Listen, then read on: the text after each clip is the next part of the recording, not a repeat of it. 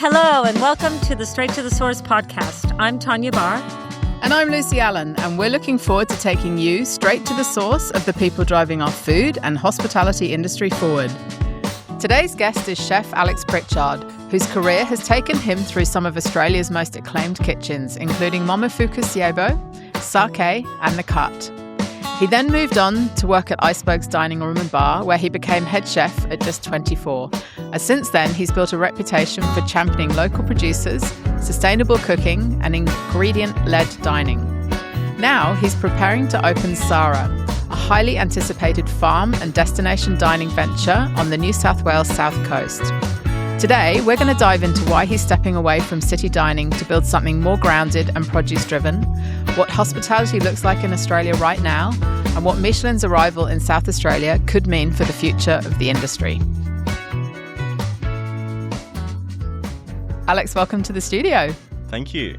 It's great to have you here. Tonya and I have been wanting to get you in on the podcast for a really long time, but I feel like the timing is perfect now because you've just made a big announcement about your move from Bondi to Berry. Yeah, I'm glad you waited. Yeah, exactly. So, look, I'm going to start off, I think, by focusing in on what this new chapter really means for you. And so after more than a decade, I think it's been at Icebergs, why was now the moment to leave what many would consider one of Australia's most iconic restaurants to build something on a farm in Berry? I suppose it's something I always wanted to do. Obviously, I've been at Icebergs for quite a long time, but my wife and I and now our family, we moved down to the South Coast maybe 6 years ago. So for the last 6 years, I've been commuting from 2.5 hours south to Icebergs. If anything, that tells you the draw and how amazing Icebergs is to work at, that I'd commute 2.5 hours every day one way, so 5-hour round trip, just to keep working there for the last 6 years. So absolutely loved Bergs and loved being there and everything it's given me. But yeah, when you kind of have kids and a young family, you need to be present a little bit more, I suppose. And then I've always been drawn to the idea of wanting to do a regional restaurant, and especially, a farm to table restaurant. And I've worked with you for so long, you know how much I love producers and everything they do. And I kind of nerd out a bit on understanding, how they do everything. Yeah. So yeah, it's always been a dream. And then there were a few false starts. Like, I think probably it's the start of COVID, I told all the directors from Icebergs, like, my dream is to open my own regional restaurant and I'm going to be pursuing that. At the beginning of COVID? Yep. Okay. So like 6 years ago? Yeah, probably about a year after we moved down south. Okay. I gave it 12 months to go. Can we actually live here and do we like it? Yeah. Mm-hmm. And then after that, I kind of said, hey, I'm going to be trying to do this. And then I think there were a few false starts and nothing felt quite right until Linnaeus Collection came along, basically. So what is your vision for Sara Dining and Garden? So I suppose it starts, there's a backstory behind it. Linnaeus Collection, Peter and Nadia, my partners in the restaurant, own Linnaeus Collection, which is essentially a hotel reimagined. It's basically what you'd consider a deconstructed hotel, if you will. So there's 7 different accommodations, all within kind of like a 5-minute drive of each other, 2 of which are on farms, kind of 2 minutes down the road from each other. So everything's within kind of a 5-minute drive of the town centre of Berry. Right. But we've got 7 different accommodations that can sleep up to, I think it's 65 to 70 people. Oh, that's a lot. Yeah. And then so 2 of those houses are on kind of 10-acre farms, one of them being at Morea Farm. Oh, one more bit of backstory. Linnaeus Collection, named after Carl Linnaeus, the naming system for basically all living things. So everything within the Linnaeus Collection is named after something to do with Carl Linnaeus. Okay. His wife's maiden name was Sara Morea. So Morea Farm was named after his wife's maiden last name, and Sara is named after his wife's first name, which was kind of the grounding force and the centre of his life, really. Okay. Yeah. So when you found the property, what was it that felt right about this property? You said you kind of nothing had felt right before. What was it that clicked here? I loved that it felt rural, but it was 5 minutes from the beach. So there was this natural kind of mix where I felt like I was on a farm, but I also didn't feel weird about serving seafood. Okay. Because we're still so close to the ocean. Yep. So it ticked a couple boxes there, and then to be honest, like the properties are amazing and beautiful, and the collection themselves are incredible. But Peter and Nadia, when Ange, my wife, and I first met them, we just went, no, these guys are amazing at what they do. And we had a mutual respect for each other's, I suppose, talents or fields of work. And the partnership just felt right. And then it's like it kind of naturally progressed. I started off just kind of consulting for Pete and Nards and showing them, how to kind of build the restaurant, what I think would be best for it. And then it slowly morphed to, hey, this is kind of 80% of the way there to something I'd really want to do. Why don't we just rip the Band-Aid off, go the further 20%, and I'll be in on it with you, and we'll do it all together. Okay. Yeah. So you're going to be sort of involved in overseeing the restaurant and the garden, the farm, and the hotel will be something that they'll oversee, but then that partnership is bringing that all together. Yeah, correct. Yeah. So the hotel and accom is what Linnaeus Collection and Peter and Nadia and Carly as well are, phenomenal at doing that. And I'd be horrible at that. Even, trying to organise the amount of bed sheets and linen and stuff, not my world. But where I come into is kind of the last missing piece of the collection was the food and beverage offering. If you consider a traditional hotel, they've got all the marks of it. Every single room has its own ensuite. They're built incredible. They're beautiful. The grounds are amazing. There's pools. There's wellness facilities, pool, sauna, spa, massages, turn down service, everything. The last thing that was missing was an F&B offering. So that's where I kind of come in, where we've got Sara Dining Garden, the restaurant itself, and then that will also have a food and beverage offering to all of the individual accommodations. So much like a hotel, like if you're staying in one of the houses, you can click on a QR code, order what we've got called the poolside menu, which is basically like a room service menu. You can also have a private chef come and cook a full dinner in your house as well. Okay. Yeah. So not a small undertaking. No. With a young family. But obviously, I know, this connection to the land, to produce is something you're incredibly passionate about. We've worked for many years on the Delicious Produce Awards together, for which you're both a state and national judge. And so I guess, it's a very intentional move. What is your role going to be? Are you going to be mainly in the kitchen and you've got a team on the farm, or are you doing it all?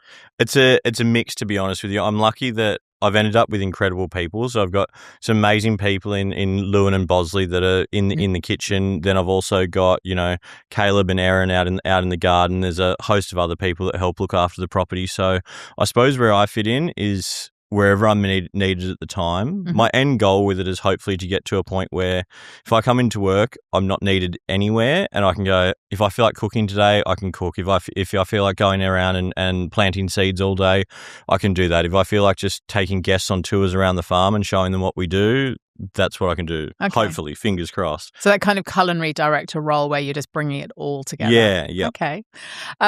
And so you mentioned when we were chatting earlier that for the last 12 months you have been very involved in the farm side of it. So tell us a little bit about, what you've been doing and how that's going to inform what you're going to be doing in the restaurant and on the menu. So since Ange and I moved down south, we've had like a pretty extensive garden at home, and I've played around with a bunch of things, some of which, will kind of grow to an extent that I could take some into icebergs and things like that. But, it kind of, I learnt a lot, and I stuffed a lot up as well. Yeah. And luckily I was close enough to a lot of different farmers and producers that I could call them for advice or help. Send them photos of things and go, what did I do wrong here? Why is this doing this? What's going on?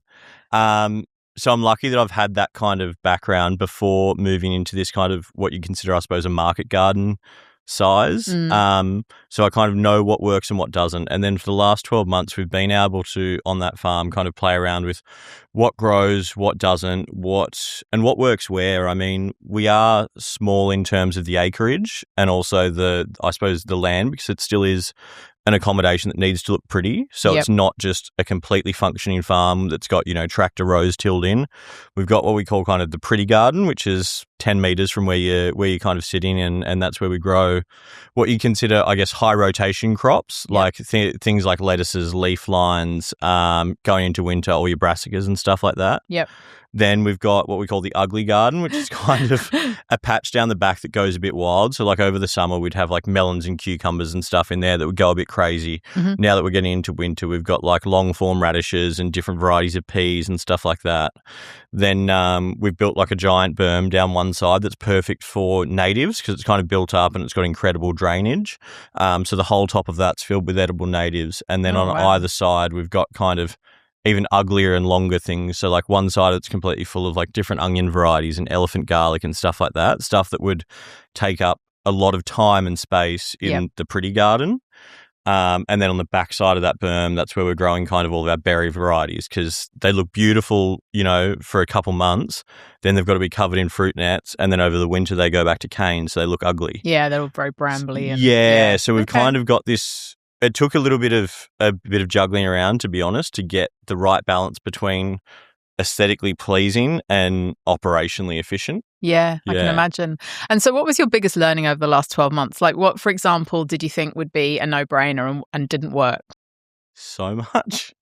A lot. I underestimated the impact the weather has when you're trying to grow things at scale. Right. Like melons was the most true sign of it. Like I'd grown a couple melons at home, but we're talking like 1 or 2 plants and like maybe 4 or 5 melons, and I'd eat them. I'd be like, this is the best melon I've ever had. This is amazing. I'm a genius. And then trying to grow them in scale in a field, and you've got like a pretty rainy summer and then huge amounts of heat. Then you've got kind of mold growing and things like that. I left for like a week and a half and I came back and they were all just ruined. Wow. So a real newfound appreciation for what producers are doing on a sort of daily, weekly, annual basis, subject to the weather, trying to grow at scale so that they've got a financially viable business. Yeah, it's crazy. And like we were pretty lucky with that was just going to be a crop that we were going to save for seed or just eat ourselves anyway. Yeah. But it did really make me consider, okay, cool, if I've put all my eggs into this particular dish being on a menu and I'm trying to grow something for it, it doesn't work. What am I going to do? Like hypothetically, if I'd never done that test and I was dead set that, hey, this summer we're going to have, Hamon and Melanon or something with these incredible Chanteray melons, and then they stuffed up, I would just be like, well, what am I going to do now? Like I've planned that's been sold on menus, people have booked to have it, whatever. So it kind of taught me that I need to be a little bit more flexible in my approach to food and menu planning. Yeah, exactly. Yeah. And so I think you've mentioned that you're going to be growing about 80% of the produce for the restaurant. What will you need to source to complement that? I think, and I've wanted to be honest with everyone from the start about it, that 80% for me, I feel is achievable and realistic and I'm comfortable with it.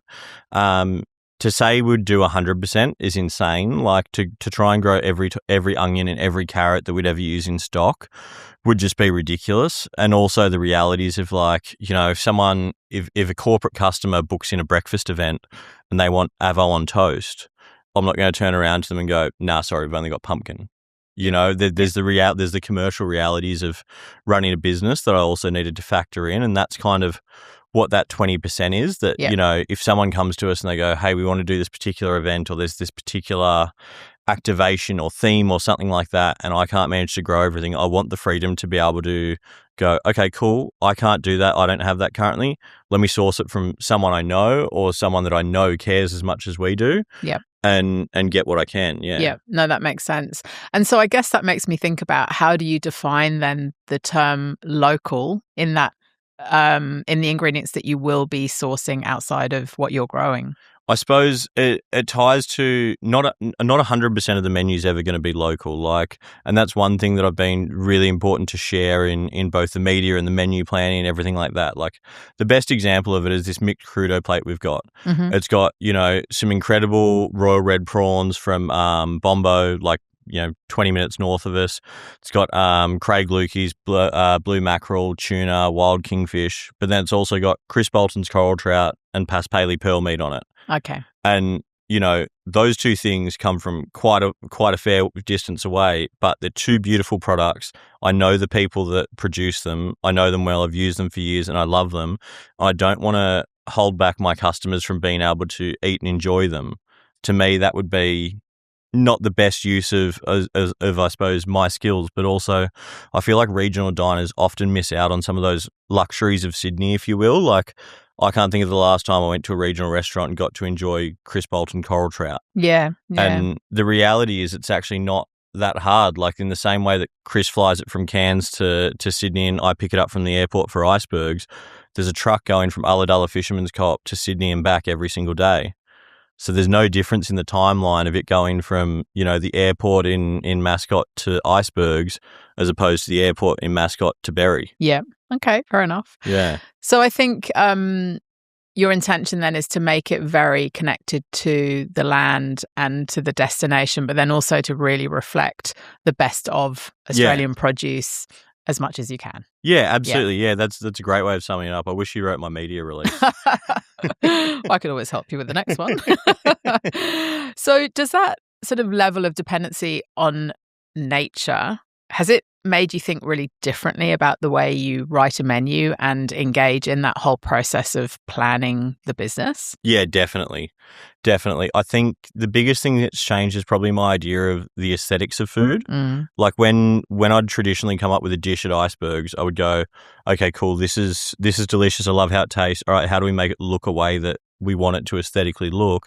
And often that'll be with, incredible, beautiful garnishes or something like that, we're lucky enough to communicate with an amazing grower on and go, okay, cool, how many of these can you do a week? How many weeks are we going to have them for, etc.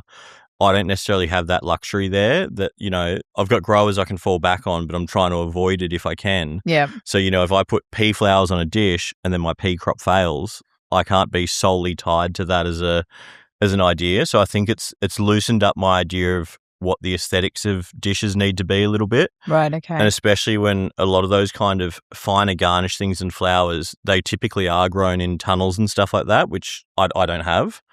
So I really am at the behest of nature a bit. Yeah, okay. So you're really moving from, I guess, a sense of luxury city dining and having access to incredible produce from around Australia to very land-driven dining and having to really adapt to that.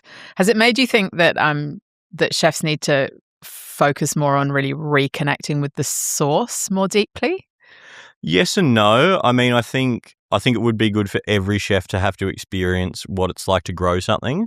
Like the easiest example I can think of is a bunch of chives. Most chefs get a market bunch of chives from their providor and it kind of shows up and the majority of chefs will leave, chop off the ends and then leave a couple inches down the bottom and they just go in the bin. Whereas when you're going out and you're having to kind of cut the chives with a set of scissors in the garden and you're bringing them back and they're not all perfect and you've kind of got to filter through the different tips and stuff like that and slice them. And then okay, if I don't get the exact amount of chives I need out of this, I've got to go back out to the garden. It's going to take me another 10 minutes to harvest more. So you're really trying to make the most out of it. Different thought process. Yeah, it's definitely a different thought process. I think it's a great thing for chefs to know what goes into, especially young chefs, if they can be educated on how much goes into the products they're using, they might appreciate them a little bit more. And also, I think for the general consumer, might appreciate the cost of things a little bit more. Yeah. Like, it's easy to go, a cabbage costs $2 at Woolworths, but not every cabbage is the same. Yeah, and it's that value proposition, it's really understanding what's gone into growing it and getting it to the kitchen, to the table. Yeah. So I feel like, your transition and, the opening of Sara is a real... it's part of a bigger movement that I think is happening in Australia where chefs are they're rethinking their approach to produce on the plate and leaving cities and building more sort of destinations and regional areas. Do you think that's a trend? Do you see that as a trend? Was that influencing what you were thinking, or this was just something you felt really personal and passionate about? I think so. I think, look, people are a victim of, kind of the housing crisis in Sydney and how expensive everything is. We saw it in Newcastle a number of years ago. Like 15 years ago, if you talked about dining out in Newcastle, there'd be next to nothing. Now you talk about dining out in Newcastle and it's a dining destination itself. And what that was kind of 10, 12 years ago, there was this huge influx of kind of young families and people, migrating up to Newcastle from Sydney.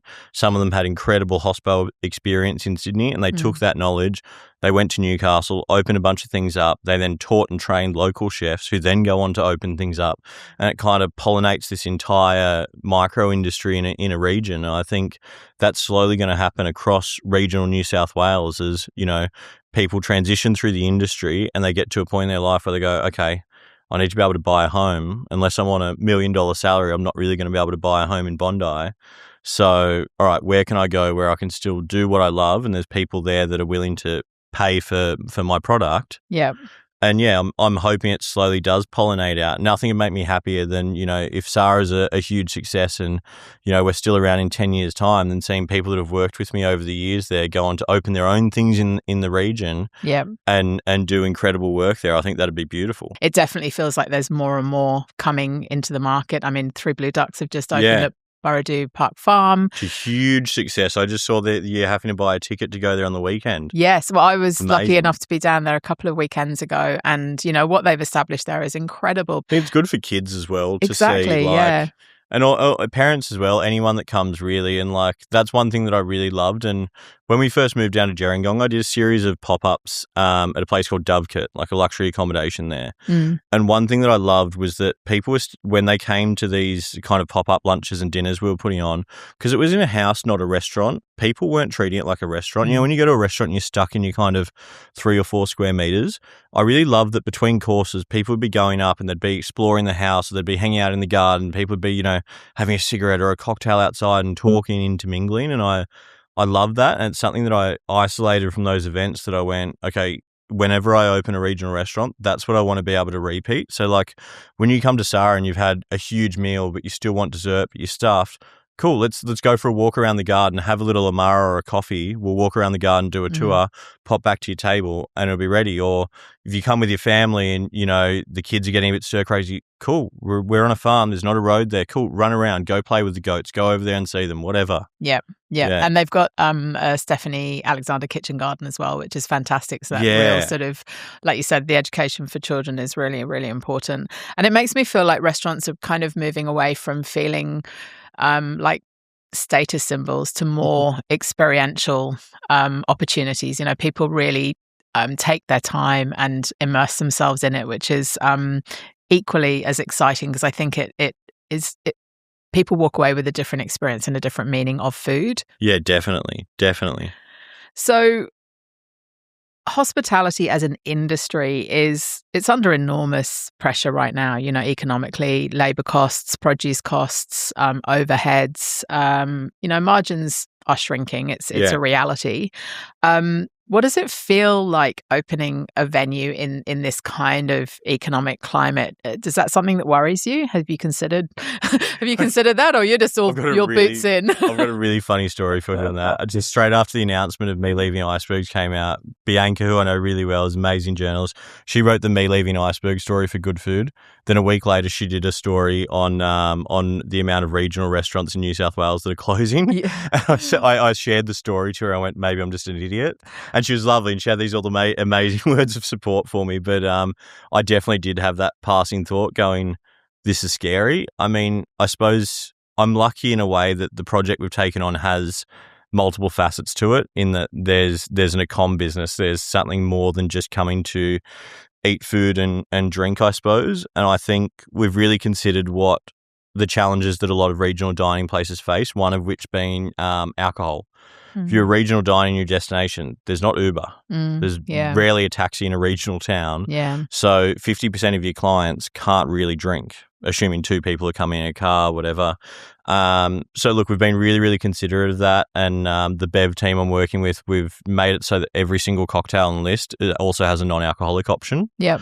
And we've also teamed up with Volkswagen to get some electric combi vans so that we can ferry people from the town and their comms to and from the restaurant. Right, okay. So and you'll manage that for your customers? For the guests. So we isolated that's one challenge that I think regional restaurants face is the spend on booze versus Sydney. Yeah. And so we've put a couple things in place to hopefully combat it. But it's a challenging time for the industry all around. And I feel now more than ever, restaurants need to have what you consider an X factor or a point of difference, or be incredibly smart operators. Like, I'm seeing more and more chefs and restaurateurs now that are going direct to producer to try and save markups when they can. You're seeing, restaurant groups now more than ever going direct to the fish markets or Flemington markets where they can to try and save those dollars. And it's taking a huge amount of effort from them, but you're seeing people pivot and do those things to try and claw back a bit of that margin that we lose. Yeah, well, I mean, business models are having to adapt, aren't they? They're having to think differently, and they're having to be a lot more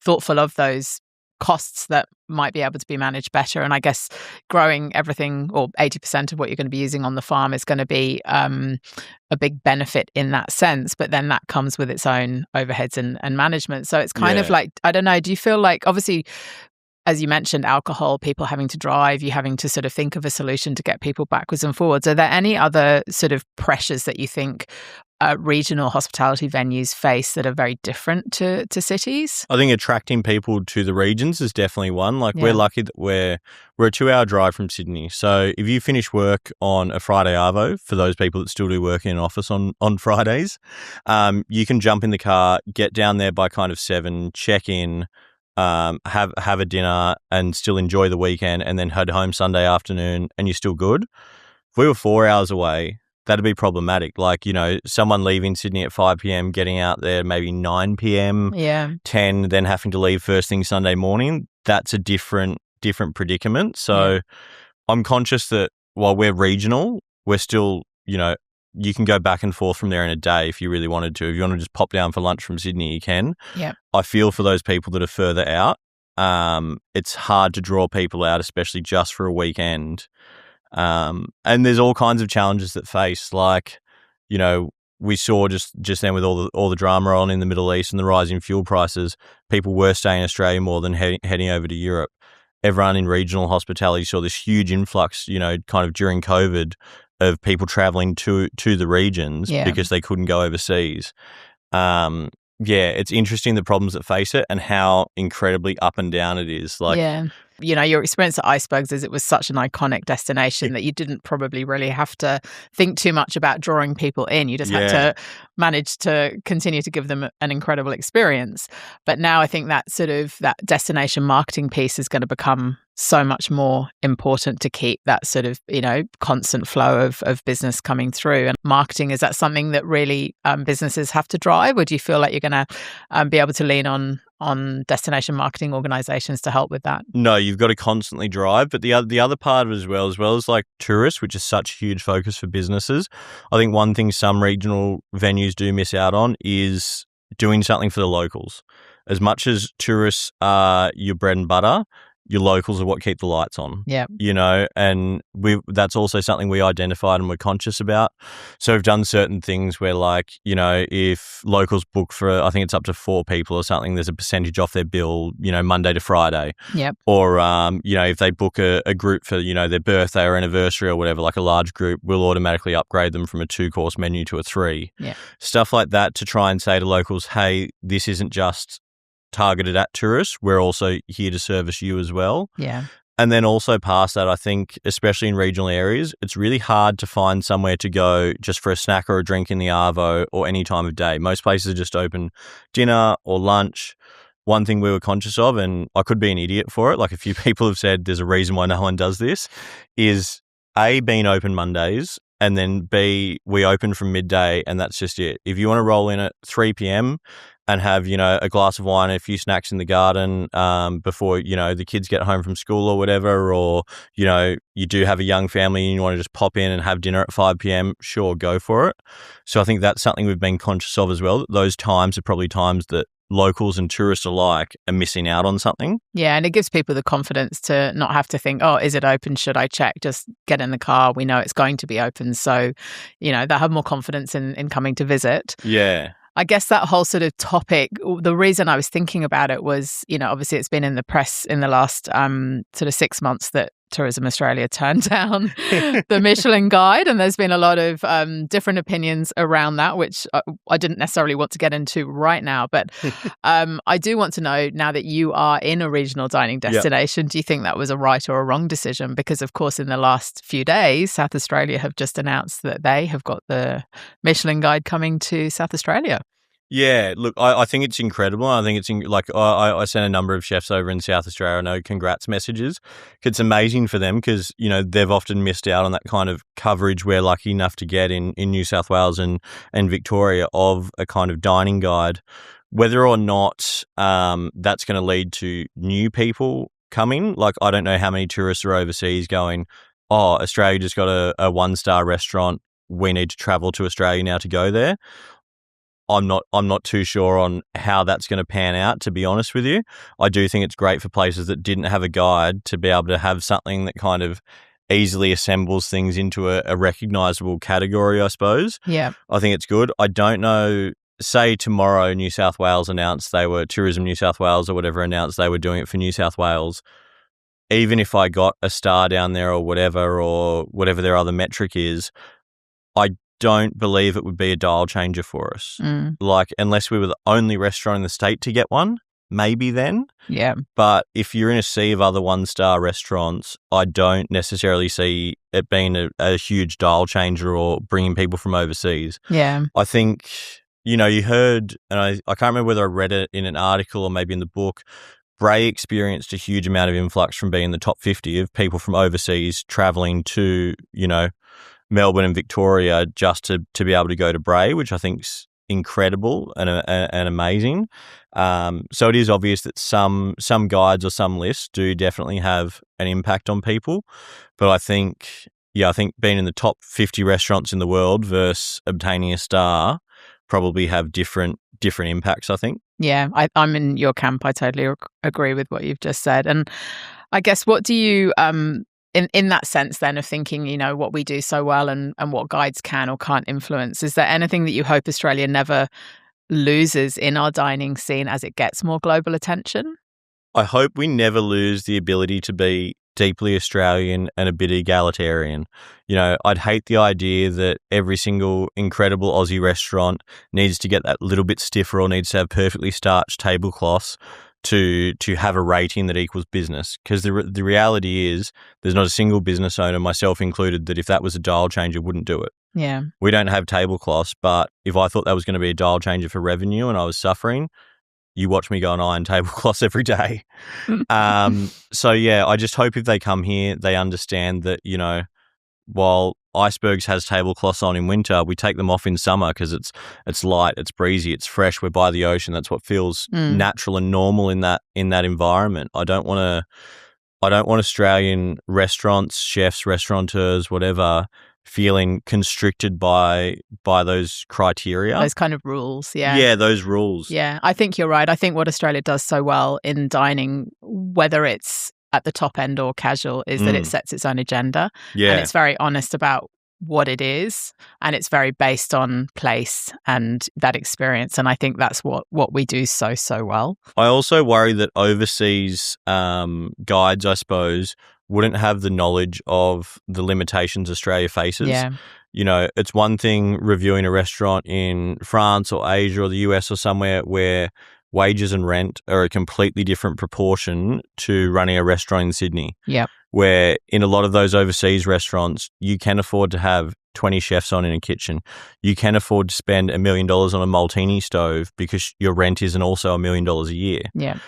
I think the propositions and the criteria for restaurants overseas are very different to Australia. Yeah. And I feel like reviewers in Australia, at least for the most part, kind of understand some of the difficulties restaurants face across the board and go, okay, cool. We know you can't have 20 chefs on to perfectly place 45 tiny flowers on a dish amazingly. We understand that's not the reality of a restaurant unless it's a restaurant that's propped up by some other kind of business that allows that restaurant to lose money. Yeah.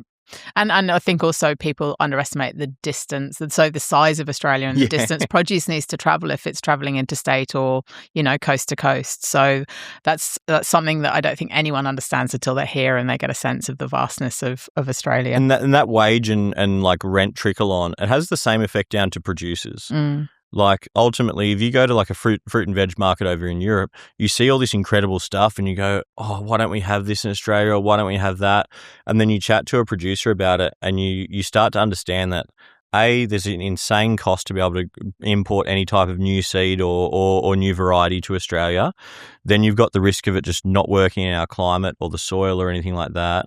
Then you've got all the environmental risks. Like when margins are already thin, it is very, very hard to convince any kind of farmer to take a gamble on doing something completely new or nuanced that hasn't been done before, because there's a huge investment of cost that they could very very rarely never get back. Or on the off chance it works, how long is it going to take, and how many of those units they're going to sell to claw it back? Yeah. So I think there absolutely. is also a limit in terms of produce we have to work with, the same way that we've got incredible things that the world's now taken and loved, like finger limes as an example.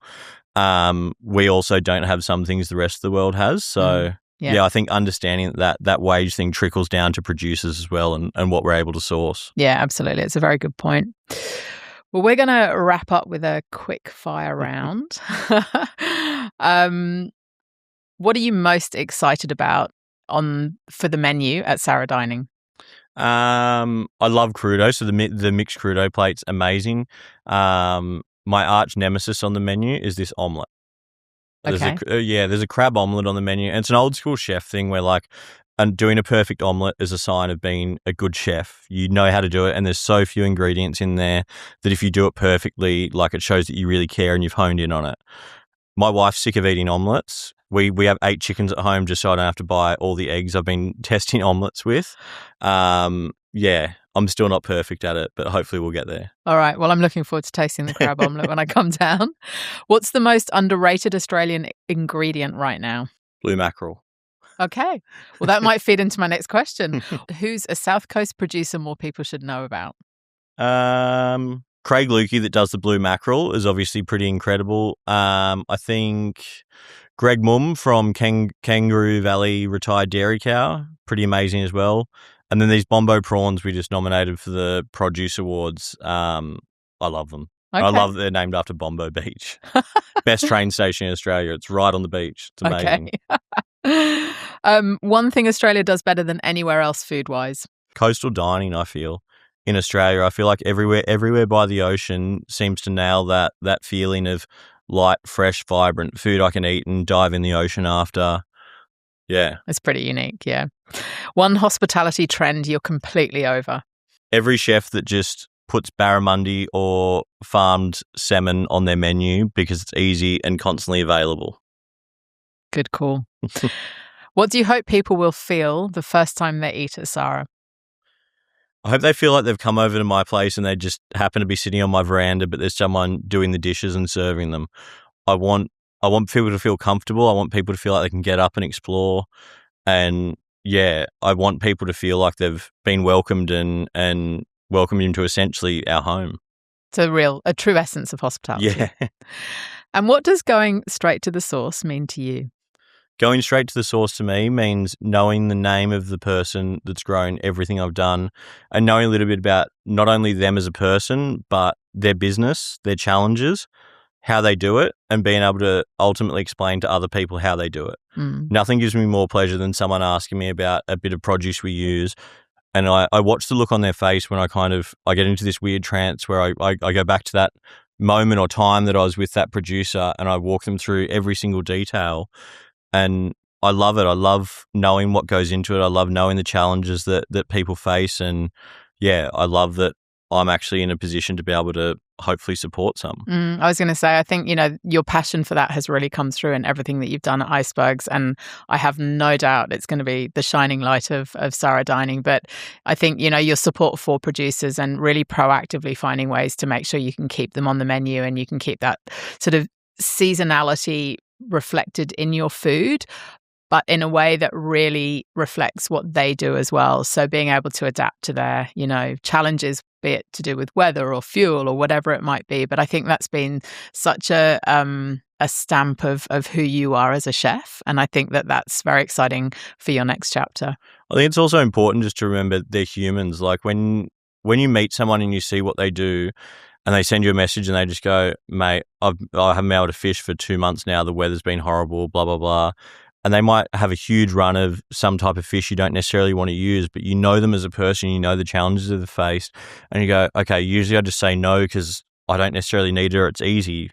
But then you go, okay, no, this person really needs this. And I know them as a human and as a producer. How can I find a home for this? How can I alter what I'm doing slightly to help them out the same way that, if I've got a huge event or a last minute booking or something, they've always helped me out. Yeah. And that's that real connection with the land, the source of what you're doing. And I think Tonya and I are so excited for your next chapter, and we can't wait to come down and visit you when you open. Thank you. Can't wait to have you guys down. Yeah, it's been great to have you in the studio. Thank you. Thanks so much. Thanks for listening in. We really hope you enjoyed the conversation. We would be keen to hear from you if you have a story to share or a topic that we should dive into. Drop us a line. We always love hearing from you.